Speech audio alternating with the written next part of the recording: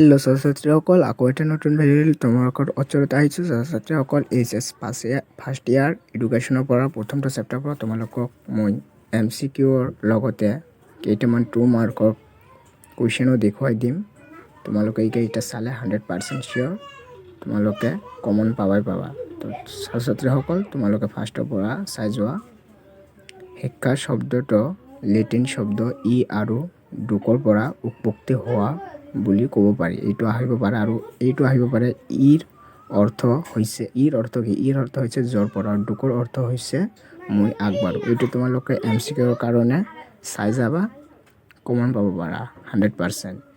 ইয়াৰ ভিতৰত তোমালোকে ইডুকেয়াৰৰ অৰ্থ হৈছে বৃদ্ধি কৰা। এইটো তোমালোকৰ MCQৰ কাৰণে। নেক্সট যিটো হ'ল তোমালোকৰ মানুহৰ অন্তৰ্নিহিত পূৰ্ণতা বাহ্যিক বিকাশেই হ'ল শিক্ষা। এইটো তোমালোকৰ আহিব পাৰে, কোনে কৈছিল, লিখা আছে স্বামী বিবেকানন্দ। নেক্সট তোমালোকৰ হ'ল জন ডিঅ'ৰ মতে শিক্ষা হৈছে এক জীৱনব্যাপী চলা প্ৰক্ৰিয়া। এইটো তোমালোকৰ MCQৰ কাৰণে, তোমালোকে ভালদৰে চাই যাবা। তো আকৌ নেক্সট তোমালোকৰ 2 মাৰ্কৰ কাৰণে মই দেখুৱাই দিব বিচাৰিছোঁ যে পাৰ্থক্য তোমালোকে এইটো চাই যাবা, আহিব পাৰে 100%।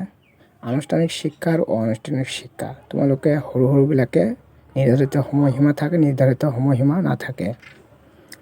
ইয়াত খৰচৰ প্ৰয়োজন আছে, ইয়াত খৰচৰ প্ৰয়োজন নাই। নিৰ্ধাৰিত পাঠ্যক্ৰম থাকে, নিৰ্ধাৰিত পাঠ্যক্ৰম নাথাকে। একেবাৰে সৰুবিলাকে চাই যাব, ইমান ডাঙৰবিলাক চাব নালাগে। এইটো তোমালোকৰ 2 মাৰ্কত অহা চান্স আছে এইবাৰ এইচএছ ফাৰ্ষ্ট ইয়াৰত। তোমালোকে চাই যাবা, 100% চিয়'ৰ কমন পাবা।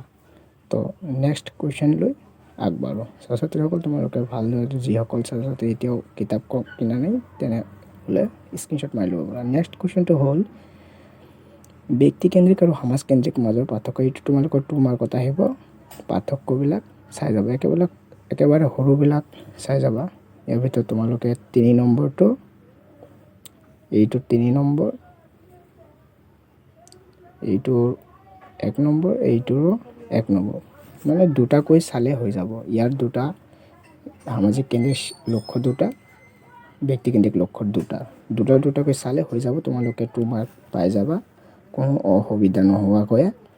নেক্সট তোমালোকৰ প্ৰশ্নাৱলীৰ পৰা এডুকেশ্যন শব্দৰ উৎপত্তি ব্যাখ্যা কৰা। এইটো তোমালোকৰ 2 মাৰ্কত আহিব, সৰুকৈ লিখিলে হ'লে।